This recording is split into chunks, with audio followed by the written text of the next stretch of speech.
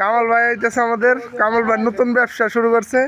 কামাল ভাই কাছে হো তো কই বাদাম নিয়ে কই যাইতেছ? আসসালামু আলাইকুম।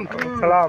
বাদাম নিয়ে যাইতেছে আমি যে বেন্ডিঘাট খারাকান্দি বেন্ডিঘাট ওখানে বেসবার নিকে বহুত মানুষ অনুষ্ঠান হয় ডেলি মেলার মতন মিলে মানুষ পিকনিক করবার আহে আনন্দ ফুর্তি করে সবাই মিললে একসাথে। তো বেচা কিনি কিরকম হয় তোমার? বেচা কিনে আল্লাহ দিলে ভালোই হয়, তাই না? ভালোই হয়। আমি সবার কাছে বাদাম দোষী বুধ দুঃখ করিয়া জীবন বাঁচাবেন নিকা। আমি গরিব মানুষ, সবাই আমার কাছে বাদাম খাইবেন। তো মুড়ির মুড়ির ব্যবসাটা ছাড় লাগে তুমি? মুড়ের ব্যবসা ছাইরা দিলাম। ওই ব্যবসার কাঁচামরিচ দাম বাইরে আছে, লাভ কম হয়, মানুষ বেশি বেশি খাইবে। মুড়ি ব্যবসা দরকার মরে যাবে। আমার বাদাম দেবেন বাঁচাইবো, কাস্টমার আমার বাঁচাইবেন।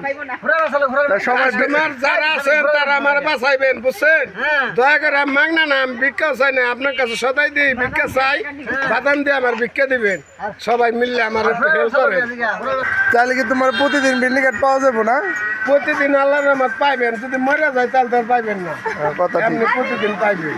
ঠিক আছে, তাহলে সবাই বেন্ডিঘাট আইসে আমার তো বাদাম খাইবেন, এই আবদারটা আমার রইল। আমার বাদাম কিনে নেন, আমার জীবনটা বাঁচই, আমার জীবনে হাল নাই। আচ্ছা, কামাল ভাইয়ের জীবনটা সবাই বাঁচাইবেন, বেন্ডিঘাট আইসে বেশি বেশি তার বাদাম কিনবেন।